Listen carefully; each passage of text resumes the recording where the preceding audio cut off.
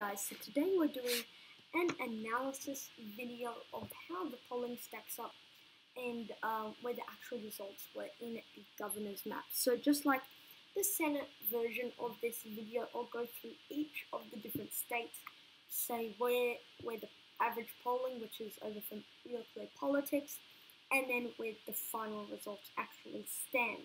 So again, if the results are +5 in favor of the Democrats compared to the final results to the polling, I think you know what I mean. For example, if Wyoming showed that the Democrats, if the polls in Wyoming showed that the Republican was going to win by 0 and the Democrat wound up winning by 6%, that would be within 5% and it would go into the Democratic column. Of course, that's probably not going to happen.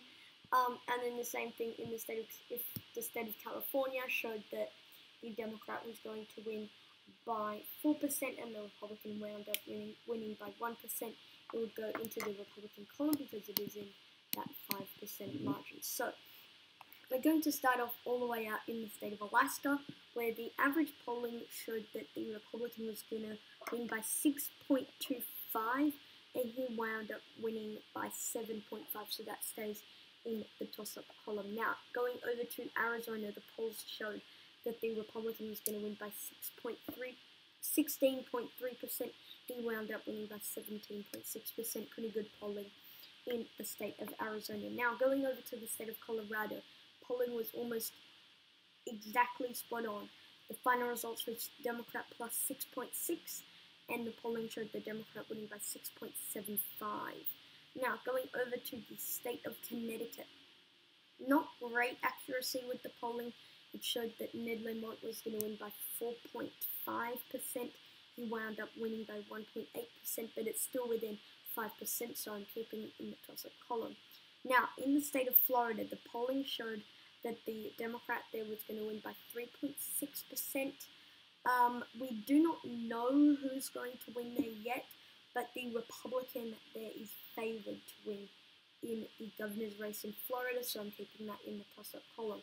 In the state of Georgia, the Republican was beating the Democrat by 3 in the average of polls, and we still don't know who's going to win that because there could be a runoff or... Anyway, yeah. So in the state of Iowa, not great polling. The Democrat was going to win by 0.7% according to the polling. The Republican wound up winning by 3%, but still within that 5% margin. Now, in the state of Illinois, the polling showed that the Democrat there, J.B. Pritzker, was going to win by 15.6. He wound up winning by 14.7. Accurate polling there. Now, in the state of Kansas, the average of polls showed the Republican was going to win by 0.5. Democrat wound up winning by 4.5. So that goes into the Democratic column because there was a net swing of 5% or more. Now, going down to the state of Maryland, the polls showed that the Republican was going to win by 18.7, but he wound up winning by 13.4. So if we go 18.7 minus 13.4, it shows that the polling underestimated the Democrats by 5.3.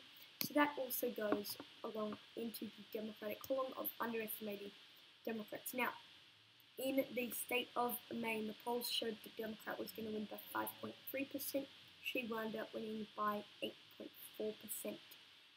The polling in Michigan was pretty accurate. Polls showed the Democrat there, Gretchen Whitmer, was going to win by 10. She wound up winning by 8.5. In the state of Minnesota, the polls showed that the Democrat there was going to win by 7. He wound up winning by 11.5. That is not within the 5%, I don't believe. Yeah, 4.5.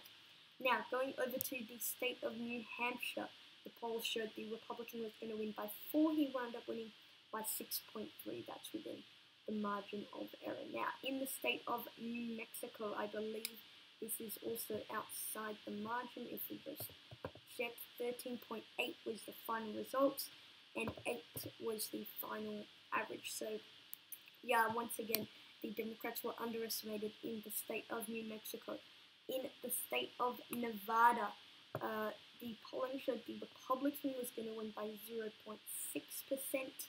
The Democrat there wound up winning by 4.1%. So that means that it's very ever so narrowly in the toss-up column. Now, in the state of Ohio, our first Republican projection, I guess, Ohio showed the Democrat was going to win by 2%, but the Republican actually wound up winning by 4.3%, so that's 6.3%, so that goes into the Republican column.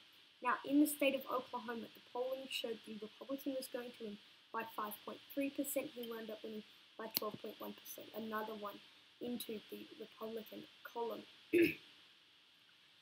Now, going up to the state of Pennsylvania, the polls showed the Democrat was going to win by 21. He wound up winning by 19.6. That stays into the toss-up column.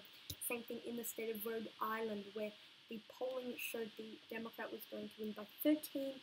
She wound up winning by 15.3%. Now, in the state of South Carolina, the polling showed the Republican was going to win there by 17.6%. He wound up winning by 8%, so that's a net of 9.6% swing in favor of the Democrats. Not great polling in the state of South Carolina. In South Dakota, the polls showed the Republican was going to win by 2. She wound up winning by 3.4, so pretty good polling there in the state of South Dakota. In the state of Tennessee, the polling showed that the Republicans were going to win by 13.8.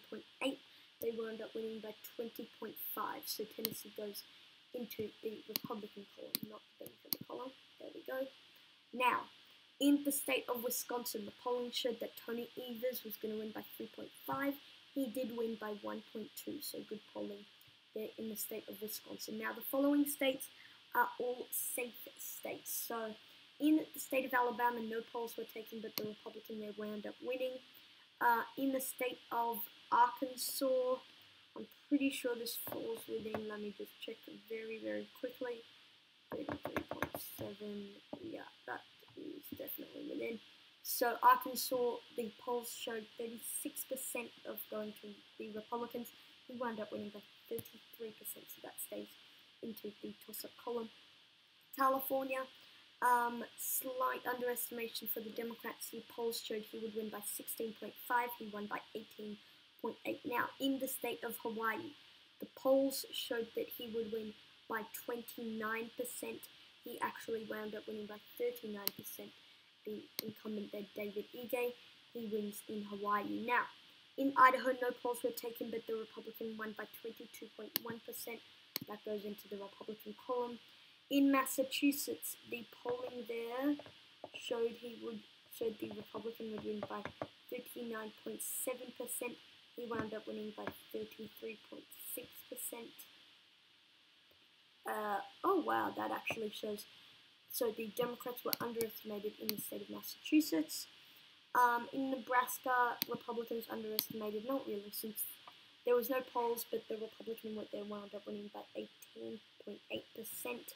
In New York, Democrat was winning there in the polls by 18%.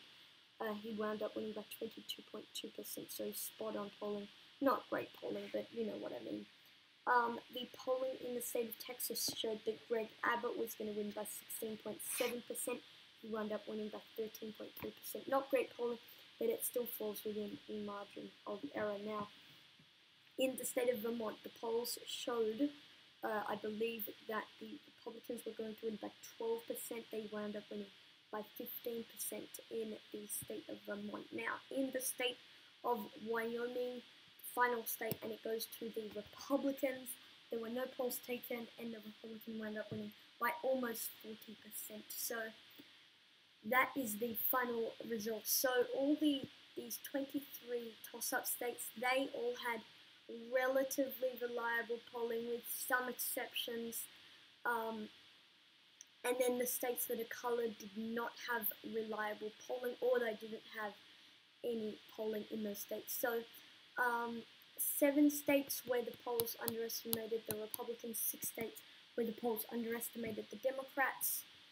But I need to put an asterisk to that victory for the Republicans, because some states, like the states of Alabama, Nebraska, Wyoming, and Idaho had no polling. So I just put it as a 0.0% average. But in reality, we know that if polls were done in Idaho, Wyoming, Nebraska, or Alabama, those states in the governor's races, they would overwhelmingly go to the Republicans. So for now, I will keep it like that, but just remember that this is probably closer to the final results, which means that Democrats are being underestimated in polls this year more than Republicans. So the victory overall for the Republicans, but it does have that asterisk towards their victory in this kind of matchup I've created. In the Senate, it was a tie there. So that's it for today's video. Thank you guys for watching this video. Comment down suggestions below.